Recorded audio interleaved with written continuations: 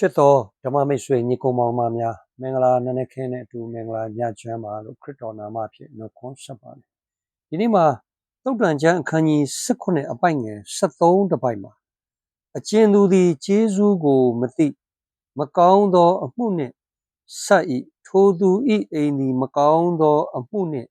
မကင်းမလွတ်ရဒါက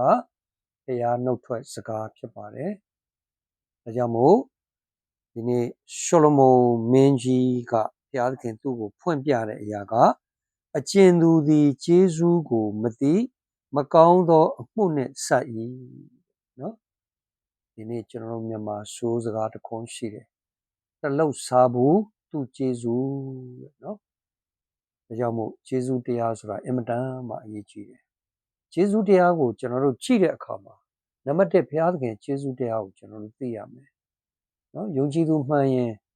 ဘုရားသခင်ရဲ့ကျေးဇူးတရားကိုကျွန်တော်တို့သိဖို့ဖြစ်တယ်နေ့စဉ်သွားလာဆောင်ရွက်လှုပ်ရှားသက်ဝင်သောအရာတစ်ခုစီတိုင်းဘုရားသခင်ကိုယ်ကာမစခြင်းကျေးဇူးတရားကိုသိဖို့နဲ့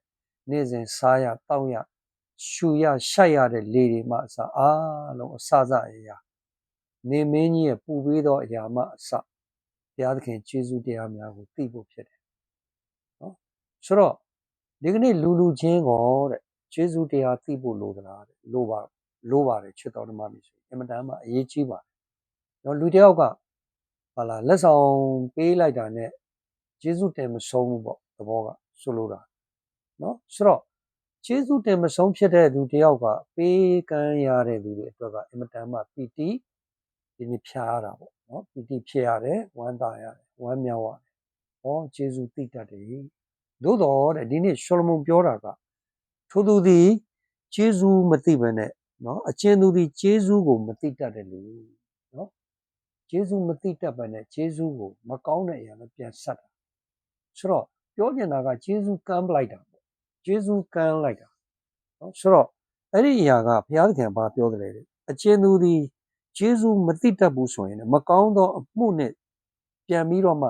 ဟာလာကျေးဇူးကမ်းတယ်ဆိုရင်တဲ့ထိုသူ၏အိမ်၌မကောင်းသောအမှုနဲ့မကင်းမလွတ်ရနော်အိမ်အပေါ်မှာကြာရောက်လာမယ်အမင်္ဂလာတွေရှိတယ်နော်ကျေးဇူးကမ်းတဲ့လူကနော်အိမ်တော်မိသားစုတွေအပေါ်မှာကြာရောက်လာမယ်ဒီနေ့အမင်္ဂလာတွေရှိတယ်ပြောနေတာကအမင်္ဂလာဖြစ်ပြီဆိုရင်တော့ဖြစ်ရင်ဘာလို့ဘာကိုင်အဆင်မပြေတာများတယ်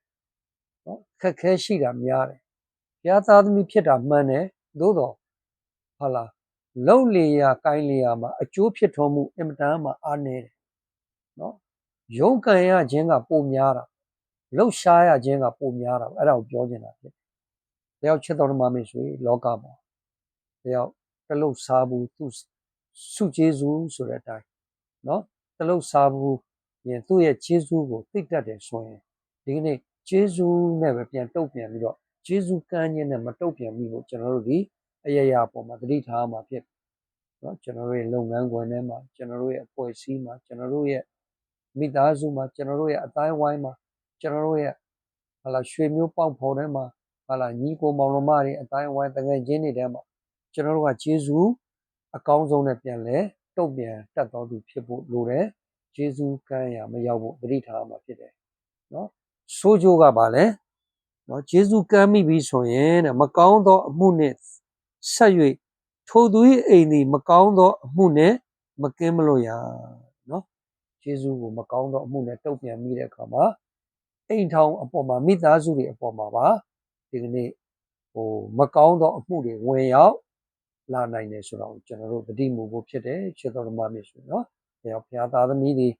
လည်းပဲကျေးဇူးသိတတ်ဖို့နံပါတ်1ဘုရားကိုဖြစ်တယ်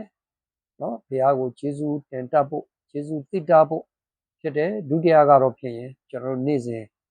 တွေ့မြင်နေရတဲ့ကျွန်တော်တို့ရဲ့ပေါင်းသင်းဆက်ဆံရေးလူမှုအတိုင်းဝိုင်းထဲမှာမိသားစုထဲမှာဟာလာအသင်းတော်ထဲမှာကျွန်တော်တို့လုပ်ငန်းခွင်ထဲမှာကုမ္ပဏီထဲမှာကျွန်တော်တို့ဒီကျေးဇူးသိတတ်တော့အင်မတန်မှကျေးဇူးသိတတ်တော်သူဖြစ်ရင်ချစ်သူခင်သူပေါ်များပြီးတော့လုံလေရာကိုင်းလေရာမှာဘုရားသခင်ကောင်းကြီးမင်္ဂလာ